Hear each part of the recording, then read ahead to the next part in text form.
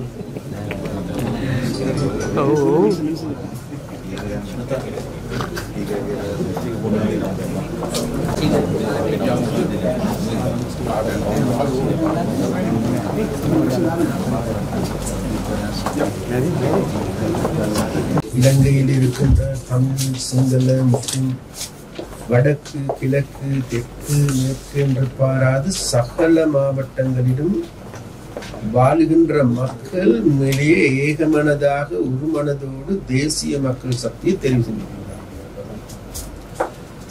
அப்ப அதை தெரிவு செய்ததன் பிரகாரமே இன்றைக்கு நாங்கள் இந்த அமைச்சுக்களை பொறுப்பேற்றோம்.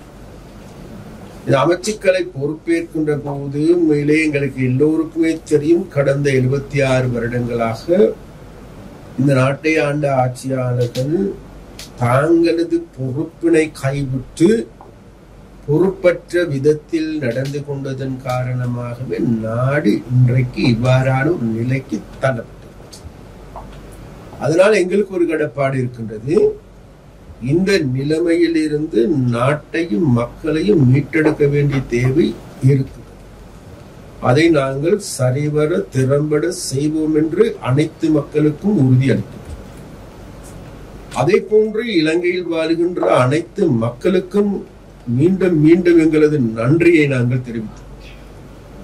அப்ப அந்த வகையில் இன்றைக்கு எனக்கு இந்த அமைச்சு பொறுப்பினை வழங்கப்பட்டிருக்கின்றது. இந்த அமைச்சு பொறுப்பு என்பது மிகவும் ஒரு முக்கியமான அமைச்சு பொறுப்பு.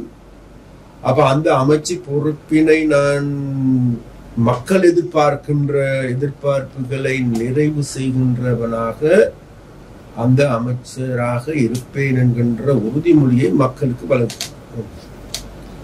இரண்டாவதாக, இந்த அமைச்சின் ஊடாக நாங்கள் செயல்படுகின்ற செயற்பாடுகள் ஊடாக இலங்கையில் வாழுகின்ற மீனவ சமூகத்தை எடுத்துக்கொண்டாலும் சரி, அல்லது மீனவர்களை நம்பி வாழ்கின்ற நாட்டு மக்கள் எடுத்துக்கொண்டாலும் சரி, அனைவருக்கும் சாதாரணமானதாக நியாயமானதான ஒரு நிலைமையை தோற்றுவிக்க வேண்டிய தேவை, கடப்பாடு எங்களுக்கு.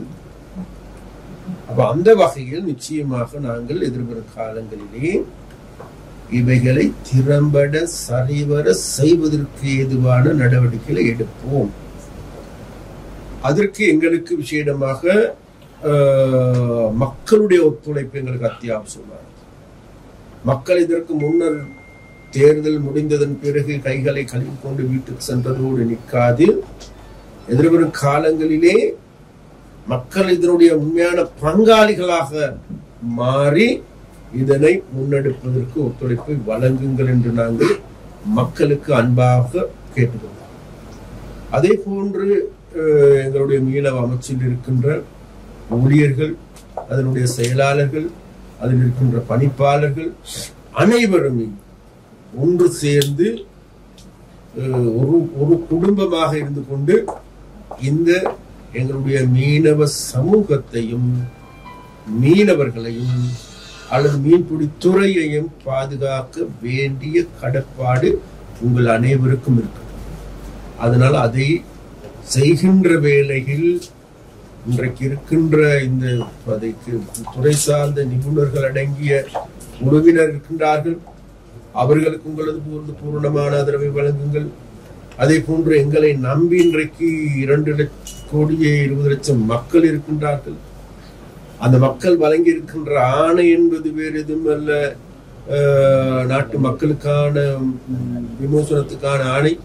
அப்ப அந்த ஆணையை உறுதி செய்வதற்கான செயற்பாடுகளை முன்னெடுங்கள் என்று இங்க இருக்கின்ற ஊழியர்கள் அனைவரிடமும் நாங்கள் கேட்டுக்கொள்கிறோம்.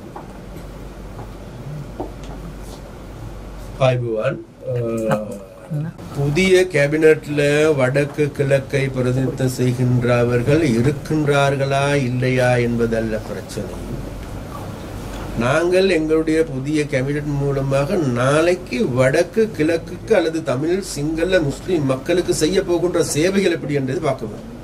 அந்த வகையில் மக்களுக்கு நாங்கள் ஒரு உத்தரவாதத்தை தருகின்றோம்.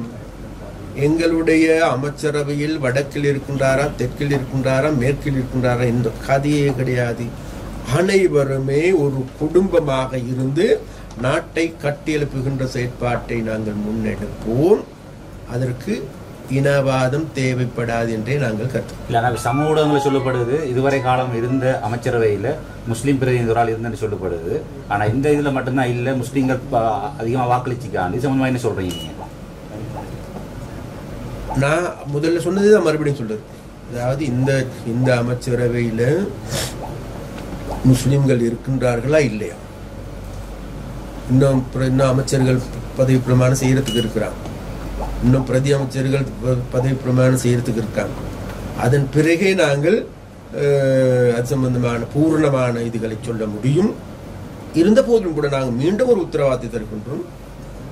முஸ்லிம் மக்களுக்கு எங்களுக்கு நம்பி எங்களை வாக்களித்திருக்கின்றார். அந்த நம்பிக்கைக்கு கடுகளவேனும் துரோகம் செய்கின்ற நடவடிக்கை நாங்கள் எடுக்க மாட்டோம் என்கின்ற உத்தரவாதம். அதே போல சார், இலங்கை இந்திய மீனவ சங்கம் நெடுங்காலம் தொடர்ந்து வருது. இது சம்பந்தம் நடவடிக்கை எடுப்பீங்களா? இல்ல, நாங்கள் அதாவது விஷேடமாக உங்களுக்கு தெரியும், இன்றைக்கு எங்களுக்கு தேவைக்கு அதிகமான அதிகாரம் இருக்கின்றது. அதனால இதுல வேற ஆக்களை நாங்கள் உள்வாங்கி கொள்றதுக்கான திட்டம் இல்லைங்கிறது நாங்கள் தெளிவாக சொல்லியிருக்கோம். இந்த பிரச்சனை ஏதாவது நடவடிக்கை இலங்கை மீனவர் பிரச்சனை சம்பந்தமாக இலங்கை இந்திய மீனவர்கள் தொடர்பாக நாங்கள் மிகவும் தெளிவாக இருக்கும். ஒன்று, எங்களது கடல் பரப்பை அத்துமீறி செயற்படுகின்ற நடவடிக்கைக்கு நாங்கள் இது. அதே போன்று அவர்களால் முன்னெடுக்கப்படுகின்ற ட்ரோலர் மூலமாக செய்யப்படுகின்ற நடவடிக்கைகளுக்கு நாங்கள் எதிர்ப்பு. இது நாங்கள் மாத்திரமல்ல, தமிழ்நாட்டில் இருக்கின்ற மீனவர்களும் கூட எதிர்ப்பு. அப்ப அந்த நடவடிக்கையை அவர்களும் எதிர்க்கின்றார்கள், நாங்களும் எதிர்க்கின்றோம், இலங்கையில் இருக்கின்ற மீனவர்களும் எதிர்ப்பார்களாக இருந்தால் அது சட்டவிரோதமான நடவடிக்கை. அப்ப அந்த சட்டவிரோதமான நடவடிக்கை தடுத்து நிறுத்தப்பட வேண்டும் என்பதில் எந்த விதமான மாற்று கருத்துக்கு இடமில்லை. இது சம்பந்தமாக நாங்கள் மேலும் அதிகமான நடவடிக்கைகள் எடுக்கப்படுகின்ற போது நாங்கள் எதிர்பார்க்கின்றோம், நிச்சயமாக எதிர்வரும் காலங்களிலே எல்லோருடனே கதைத்து பேசி இதை சுமூகமாக தீர்த்து கொள்ள முடியும் என்று நாங்கள் நம்புகிறோம்.